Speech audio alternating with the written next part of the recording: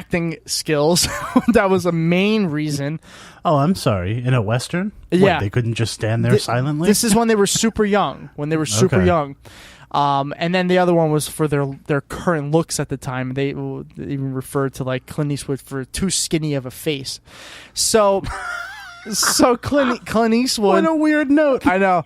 So Clint Eastwood looks at Burt Reynolds and says, "Well, what? You feel lucky, punk. What are you gonna do?" And Burt Reynolds said, "I don't know about you, but I'm taking acting classes." And I just thought that was really funny. Was he joking? No, because I don't think he did. I don't know. Somebody follow up on that. Did he ever take acting classes? That is pretty amazing because Clint Eastwood went on to be like one of the most famous Western actors of all time. I know. I mean, Burt Reynolds was definitely no schmuck when it came to like movie stardom. I can't name more than No, but I don't think movies. he was in a Western.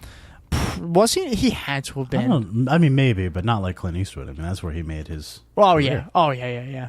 Clint Eastwood was the king of westerns for the longest time. So I figured we'd just pay homage to Burt Reynolds because, kind of a big name. And that happened all today. And, I was struggling to find stories. So it's I don't know how. There's like a million stories. From last week, I'm just going to very quickly go over the notes from last week just so we cover it, but not without deep discussion. John McCain's replacement is John Kill. Kill? K-Y-L. Kill. So it's Kill. Kittle. Or it's probably Kyle. I'd imagine. Nike made a bold move by signing Colin Kaepernick to be one of the faces of its Just Do It campaign, which bold move, Nike, which has triggered the right, and now they're boycotting Nike. So have fun with that. Have fun wearing your Walmart brand. I do have a really funny story about that. Go for it. So, you know how the reaction to this Nike thing has been? Oh, I don't know. Pure insanity. Oh yeah, of course. Yeah. Well, check this out. God, this is so good. Okay. Bartlesville, which I don't know where that is. Mm-hmm. I would like to think it's in Pennsylvania because it sounds like a Pennsylvania name. It sounds like it, yeah. Bartlesville. Okay. Accidentally burns home down after lighting Nike shoes on fire in protest of Nike's Colin Kaepernick ad. Jesus. According to authorities, Jason Helms, 26, placed a pair of Nike sneakers in his garage and soaked them in kerosene before lighting them on fire and filming it with his iPhone.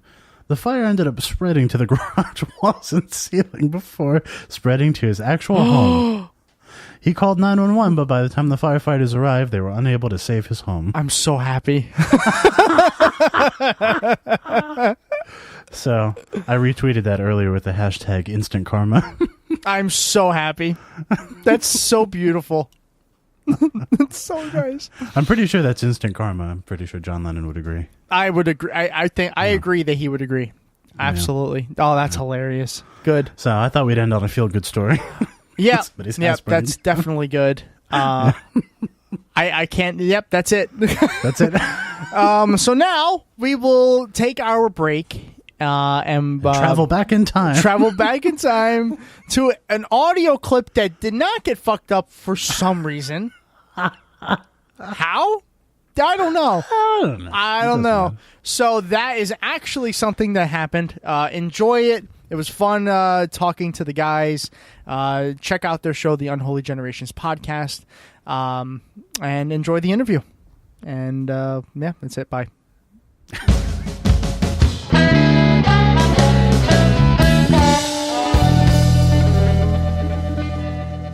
Joining us now to help us sacrifice some kids, cast some witches, and worship the devil are two fellow atheists from another podcast. That podcast is the Unholy Generations podcast with hosts Mike and Ryan. Hi, guys. How are you? Hey. Yeah, doing good. Yeah, How you are nailed guys? it. That's exactly why we're here. See, yeah. We're Listen, going to have a baby worship or baby sacrificing workshop. Of course, and, of course. And, the goat milking workshop. Yeah, we were going to do it over Skype, but obviously that's not exactly working for. No. I mean, we'll be able to show Austin. But. Yeah. Listen, if you're gonna make fun of Pennsylvania and their lack of technology, I'm on board. I am on board. Just not online. Yeah, thanks, Austin. You're welcome. No, yeah, I figured what better activities to do with two fellow atheists than sacrificing of kids and of course worshiping the devil, because as everyone knows, that's what atheists do. Is they worship the devil, which is very confusing. Amen. We just got done with our devil worship session like 5 minutes before we called you guys. Oh, really? I actually do. I do have a pentagram on my rearview mirror. Oh, do you? Yes, I do. You see, you just proved every one of these religious people right. Yeah, and also you should go to our apartment. Yeah, me and Mike just moved into a new place, and I set up like a whole bunch of upside down crucifixes over all the doors. Oh my, that's amazing. Everything about that is absolutely amazing. No, but for real, thank you guys for coming on the show. Absolutely. It's and that's about it. Yeah, it's all the time we have before the religious people come after us. They haven't yet. Come after you. Why me? Because you live in a state with a lot of religious people. Ah, that's true. Well, yeah. Hey, so do we. Yeah, right. We live in Texas. Actually, And we actually seek them out. That was your I first think mistake. they win this one. Yeah, we're in the line of fire. Yeah, we have to. I mean, we have to distinguish ourselves as a podcast. It's edgy. We're like undercover atheists, We're behind enemy lines.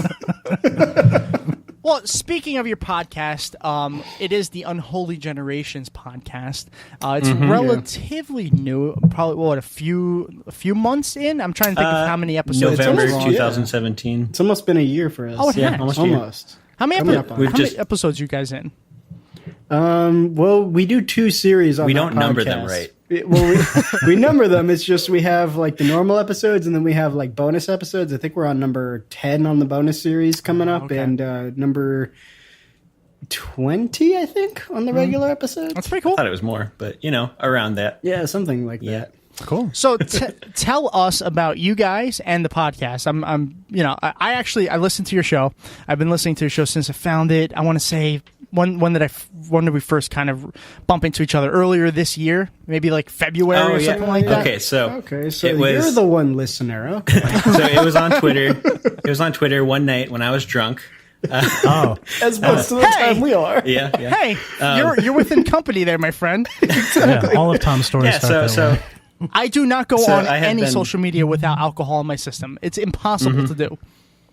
yeah. Well, actually, no. Bad and good things happen when I'm drunk on Twitter.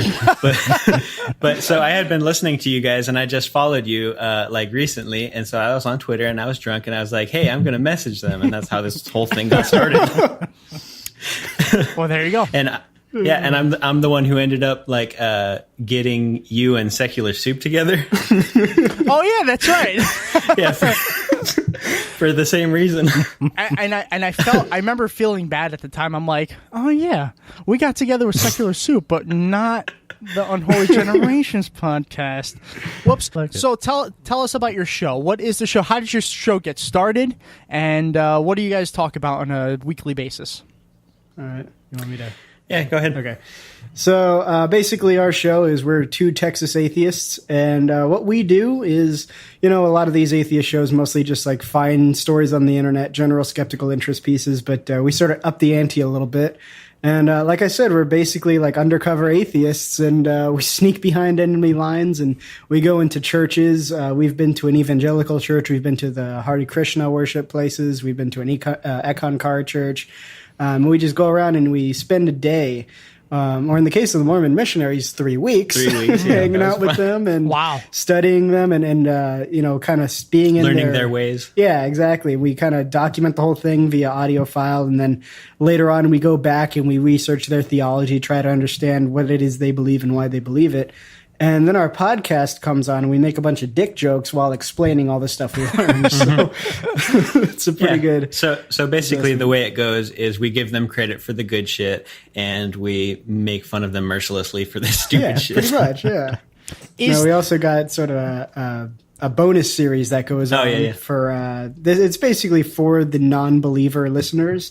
We do what we call a biblical apologetics, a biblical literacy and counter apologetics series where we basically work to our strengths. Like Ryan's very good with the biblical literacy stuff in terms of like understanding the Bible as literature and historically and culturally. And I'm the debate guy. I'm well versed in counter apologetics and the problems with apologetic arguments, mostly from Christians, but from other stripes of religion as well.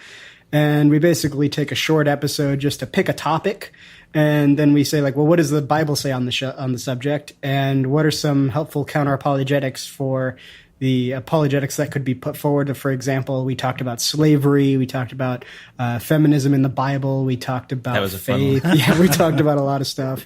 And the best part is we're never going to run out of subjects. No. Bible says so much shit. So. Now, you mentioned while you were explaining all that, you said you bring up the good and the bad things. Sure. Very curious here. What good things?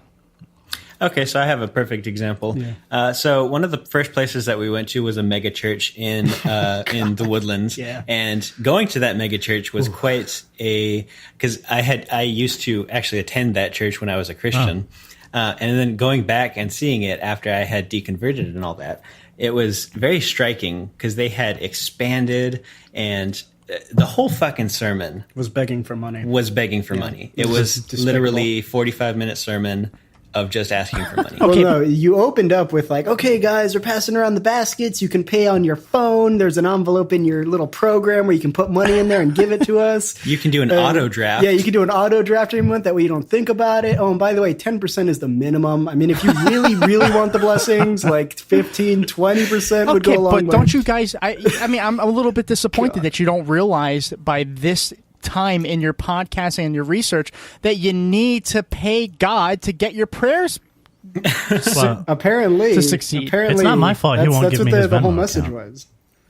Well, you guys got to work on that. I mean, obviously, he's not going to do shit for free. I mean, he's still he's a capitalist, isn't he? I feel bad you have to pay the churches, like what you don't know where the money in the church is going to go. Does God have a cash app where I can just, directly deposit the money? That way I know it's going to God. Yeah, that's what they were going for at the mega church. Yeah, except it was going to carry Chuck, not to God.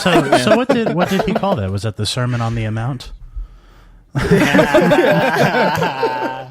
Nice. Okay. But anyway, so that was the bad part. Yeah. We made a lot of jokes about that. And then the good part is that they were having sort of a festival outside. And it was, very, very large church grounds. And so they had a festival and it had stuff for kids and all that. Well, if I recall, it was supposed to be all the services that the church provided. Yeah, so that's what they were doing is showcasing all of the charities and stuff that they did. That was good. And so a lot of them were pretty much just secular. Like there was a lot of missionary organizations, obviously. And there were a couple that were kind of sketchy, like I wasn't too happy about their therapy stuff. Yeah, for like kids and addicts, I think, and survivors of rape and shit like that. Yeah, because that usually doesn't go well with church. No. But they did have a lot of like Habitat for Humanity type stuff. Well, that's good. Helping out the community. So they did that coffee thing. You remember that? They support small farmers in South America. What they told us is they had a coffee shop inside the church. Go figure, right? And the coffee that they would sell in the church was actually imported from like Africa or something, like some really poor place. But they would actually send a guy who used to be the owner of some Fortune 500 company. And on these missionary trips, his job was to teach the farmers about economics and teach them how to stimulate their economy and, set up their shops and basically create a market that would help sustain the town later on, even after the missionaries left. Okay. Yeah, so that was pretty cool. Yeah, that was a positive thing. Well, I guess that's the least that these churches could be doing anyway. Yeah. I mean, for all the bad things that I'm assuming the bad is going to outweigh the good in most scenarios. For sure. For sure. Yeah. Like the Hare Krishna episode, it was pretty much all negative except for the fucking food. Yeah, they gave us food. The rest of it was like, whoosh. I'm trying to figure out how I want to word this next question. Have you guys done Catholics yet? Oh no, that's not the way I wanted to word it. No. Have you guys Catholics done Catholics. I've done a few Catholics. have you entered the Catholics yet? No, that's not it Yes, either. yeah, and I entered them in multiple holes. Okay. Yeah. Okay. Yeah, we actually tried to do a Catholic church that I also used to go to in our hometown, and it ended up just being so